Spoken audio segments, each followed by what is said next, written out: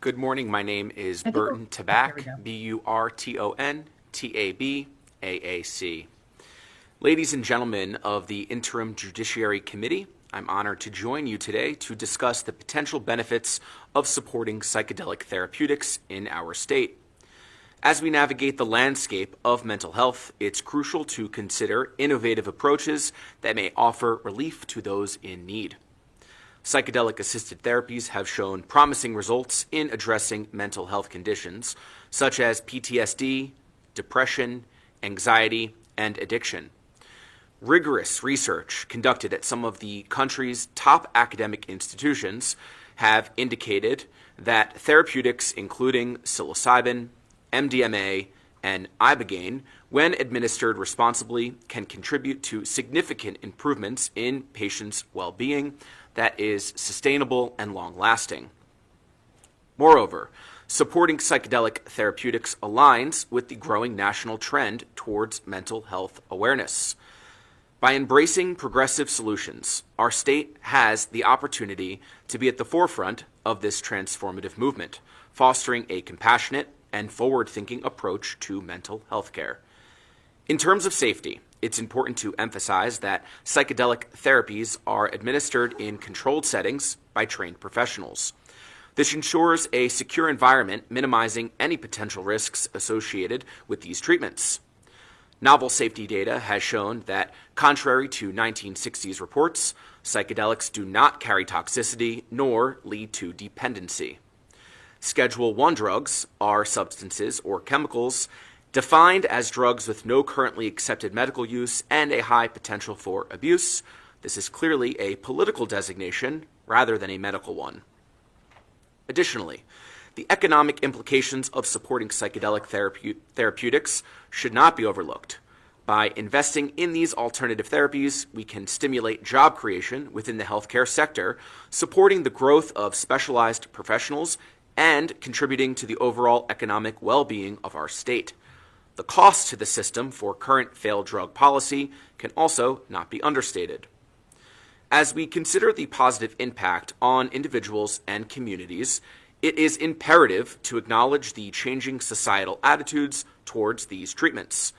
Public perception is shifting, and embracing psychedelic therapeutics reflects our commitment to evolving with the times, respecting the latest medical evidence and prioritizing the mental health of our communities.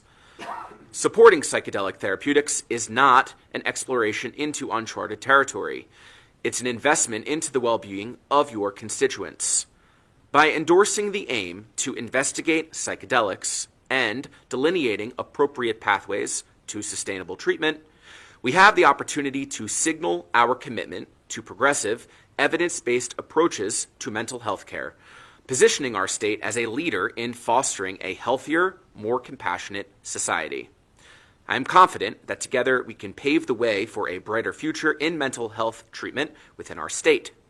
I attend today as a neurologist, clinical associate professor, medical researcher of psychedelics, and advocate for the advancement of knowledge to challenge stigma and answer your questions on the potential of psychedelics to heal. I am eager to compare the current standard of care to psychedelic therapeutics, clarify any misconceptions dating back to Nixon-era misinformation on the war on drugs, and share the latest evidence of why psychedelics work, underscoring safety and highlighting a pathway to regulation that has medical support. Thank you for your time and consideration. Thank you to all four presenters. We do have some questions. The first question will come from Carson City from Assemblyman Gray. Thank you, Madam Chair. Good morning, Dr. Tabaac. Question for you. My family has dealt with this. I actually lost a brother last year to drug addiction, lifelong, constantly searching for a way to self-medicate his psychological problems away. Won't go into that, but I'm also a veteran and have seen firsthand the devastation on veterans having to deal with PTSD and the suicide issues that go along with that. Looking at our jails and our prisons, we have got so many people sitting behind bars for crimes related to drug use and drug offenses. not going to get into the question of, whether they should be sitting there or not. That's for courts and juries to decide based on the laws we have. What I'm wondering is, does the science show, one, are these substances addictive? I mean, are we just going to replace, one addiction with another? Two, what does the science say about actually treating drug addictions, and can we get them off of everything, if the right protocol is followed? And three, what was my third one? Would this be considered a gateway for any other kind of drug? That's my question. Thank you. Thank you so very much for your question. I'm sorry for your loss, and I appreciate your listening ear. Psychedelics, interestingly, not only do not lead to addiction, but they have the potential to treat addiction. When someone is abusing an illicit substance, often they're using that to self-medicate, as you emphasized, and that pathway is often treating the symptoms of an underlying struggle or mental illness. Psychedelics get to the core root of a problem and allow people to think and reassess, to shift their perception in a different way. If you think of your mind as a snow-covered hill in which your thoughts are sleds, over time, the grooves are dug deeper and deeper, making it difficult to escape the paths that are created. And then these paths become ingrained. Psychedelics allow for a fresh mound of snow, so to speak, to be laid so that new paths, thoughts, and connections can be made. And this is a potential way to consider how psychedelics are effective at treating the ruminating thoughts and loops that are fostered through states of depression, anxiety, and addiction.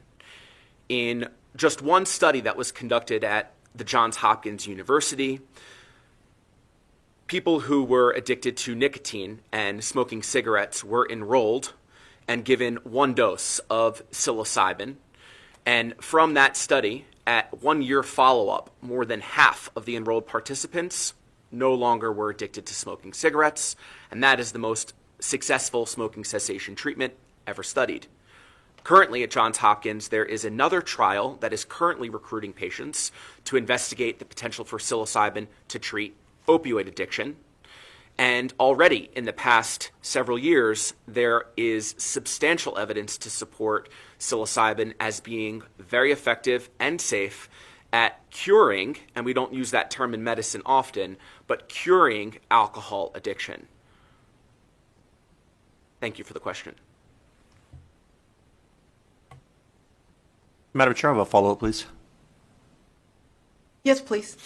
If we could we get copies of those studies sent to the committee? Would love to see those. And for the record, like I said, anything we can do to cut down that 22 a day, it's worth looking into. As a staunch conservative, as my fellow compatriot there, my friend, the Navy SEAL, this is kind of outside our wheelhouse usually, but we care about our brothers and sisters, and we're willing to do anything we can to help save them. Absolutely. I'd be very happy to share those studies with you. Those articles are open access with impressive statistical significance, and I'll be sure to make sure that you receive them. Thank you. And can you actually send those to the committee, and then that way all the members will have access to them? Thank you for that. Our next question is from Assemblywoman Gallant. Thank you, Chair. First of all, Dr. Tabaac, I have to say that was the best analogy I've ever heard on the brain pathways and the snowfall. So thank you for that. That was amazing. You mentioned something when you were talking about basically the recreation of synapses. And so I was wondering, that was one part that I had not known before. That was interesting. Knowing that they decrease, of course, as we age. And so I was wondering, has there been any studies or research done on neurological diseases such as Alzheimer's, Parkinson's, things where basically like a jump start back to our brain would be necessary? I'd like to add to my colleague Dustin Hines' response in regards to clinical applications beyond the mental health realm. The preclinical model that Dr. Hines is pursuing looking at Alzheimer's is quite fascinating. To add to that, the latest evidence is progressing in human models as well.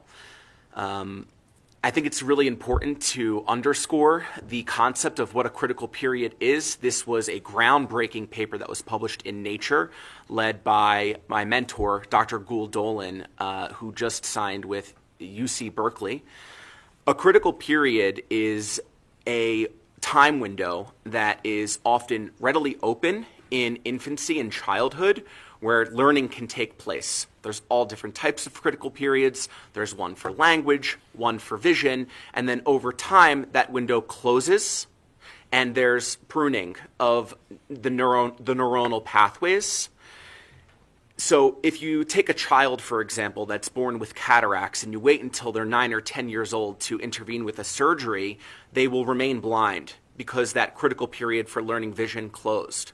What this groundbreaking paradigm-shifting paper in Nature showed is that all psychedelics reopen critical periods to allow for relearning. It reverts the brain back to a nascent state akin to that of childhood, which can promote profound healing at an organic cellular level beyond just shifting perception, which is what we see in a psychological perspective.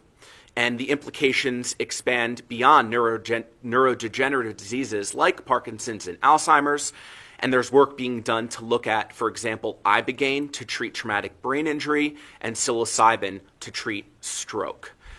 So to have Nevada support and approval of research pathways and other measures of regulation to investigate this can benefit such a large population of patients and loved ones.